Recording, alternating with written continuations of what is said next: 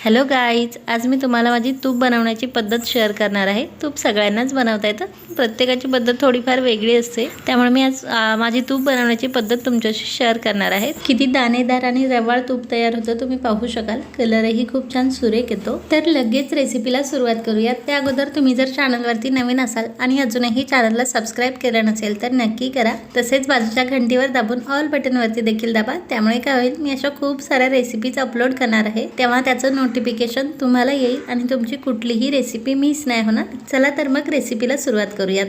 तर आता तूप बनवण्यासाठी आपल्याला दुधाची साय घ्यायची आहे। यात मी दही वगैरे काहीच मिक्स केलेलं नाही आहे। तुम्हाला करायचं असेल तर तुम्ही करूही शकता। एक दिवस आधी यात दही मिक्स करून ठेवायचं। तर एक डबा भरून दुधाची साय मी घेतलेली आहे, टिफिनचा मोठा डबा। 15 ते 20 दिवसाची ही साय आहे। ही साय मी आता मोठ्या मिक्सरच्या भांड्यात घालते।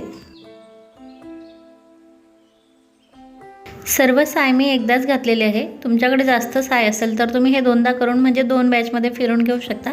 त्यानंतर आपल्याला नॉर्मल पाणी घालायचं आहे, जे आपल्या हंड्यातलं पाणी असतं तेच पाणी घातलेलं आहे मी। आणि आता आपल्याला हे लोणी निघेपर्यंत चालू बंद करून फिरून घ्यायचं आहे। म्हणजे एकदम चालू बंद असंही नाही करायचं, थोड्या वेळ स्थिर ठेवायचं आहे। त्यानंतर चालू बंद करून आपल्याला हे फिरून घ्यायचं आहे। लागेल तर थोडंफार पाणी अजून घालायचं आहे आपल्याला यात। आणि अशा प्रकारे लोणी तयार झालं की लगेच असा वेगळा आवाज येतो मिक्सरचा। त्यानंतर मिक्सर आपल्याला बंद करायचं आहे।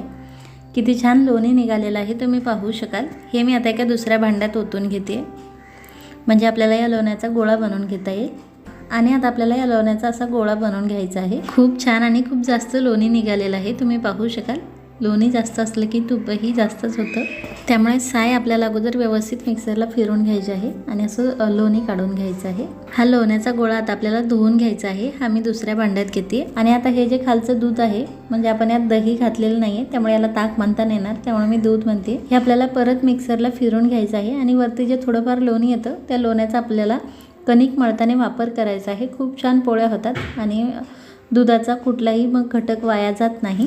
आणि आता हा लोण्याचा गोळा मी असा धुवून घेते। एकदम फोर्सने पाणी ओतू नका, नाहीतर मग तो गोळा तुटेल। असं अलगद आपल्याला यावरती पाणी घालायचं आहे। आणि हे पाणी जोवर स्वच्छ येत नाही तोवर आपल्याला हा धुवून घ्यायचा आहे। म्हणजे अजून 3-4 वेळा पाण्याने आपल्याला हा धुवून घ्यायचा आहे। यामुळे तुपाला खवट वास येत नाही आणि तूप जास्त दिवस टिकतं। हा लोण्याचा गोळा आता आपल्याला खोलगट भांड्यात घालायचा आहे आणि तो गॅसवरती ठेवायचा आहे।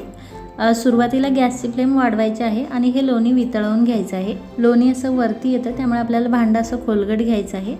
आणि हे लोणी वितळल्याच्या नंतर आपल्याला गॅसची फ्लेम एकदम कमी करायची आहे आणि कमी फ्लेमवरती आपल्याला 15 ते 20 मिनिट हे उकळवून घ्यायचं आहे, कढवून घ्यायचं आहे। म्हणजे यातली बेरी जोवर थोडीशी लाल होत नाही तोवर आपल्याला हे उकळवून घ्यायचं आहे। मगाशीपेक्षा तुम्ही पाहू शकाल याचा कलर चेंज झालेला आहे आणि बेरी देखील अशी खाली जमायला सुरुवात झालेली आहे। थोडासा गोल्डन कलर झालेला आहे, पण मध्ये अजून खूप व्हाईट दिसते, त्यामुळे अजून आपल्याला 4-5 मिनिट हे उकळवून घ्यायचं आहे। 4-5 मिनिटानंतर आता तुम्ही पाहू शकाल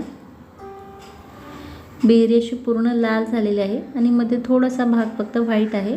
गॅस बंद केल्याच्या नंतर हे थोडंसं गरमच असतं, त्यामुळे ही बेरी गोल्डन कलरची होते। त्यामुळे लगेच आपल्याला गॅस बंद करायचा आहे। हे जास्त जाळायचं नाही आहे, नाहीतर मग तुपाचा कलर एकदम लाल लाल येतो। आणि हे तूप आता आपल्याला थोडंसं थंड करून घ्यायचं आहे। बेरी आता तुम्ही पाहू शकाल थंड झाल्याच्या नंतर पूर्ण लाल झालेली आहे, त्यामुळे आपल्याला सुरुवातीलाच जास्त लाल करायची नाही आहे। आणि हे आता आपल्याला चाळणीने असं चाळून घ्यायचं आहे, म्हणजे तूप आणि बेरी सेपरेट होते। आणि हे तूप आता आपल्याला थंड करून घ्यायचं आहे। थंड झाल्याच्या नंतर आपण तुपाचा कलर कसा आहे पाहूयात। तूप आपलं थंड झालेलं आहे आणि कलर तुम्ही पाहू शकाल काय सुरेख आलेला आहे। तर खूप छान दाणेदार एकदम पांढरे शुभ्र तूप तयार झालेलं आहे। घरी बनवलेलं तूप खाण्यात एक वेगळीच मजा असते। असं वाटतं लगेच हे चमच्याने सर्व फिनिश करावं। आणि घरी बनवलेल्या तुपाचे पदार्थ देखील खूप छान चव देतात, त्यामुळे घरीच असं तूप बनवा। बाहेरचं भेसळयुक्त तूप घेण्यापेक्षा मी नेहमी अशाच प्रकारचं तूप बनवते आणि खूप छान होतं। तुम्हीही नक्की बनवून पहा, तुम्हालाही खूप आवडेल। तर फ्रेंड्स, कशी वाटली तुम्हाला माझी ही तुपाची रेसिपी हे कमेंट करून नक्की सांगा। रेसिपी जर आवडली असेल तर प्लीज रेसिपीला लाईक आणि शेअर करा। Bye bye.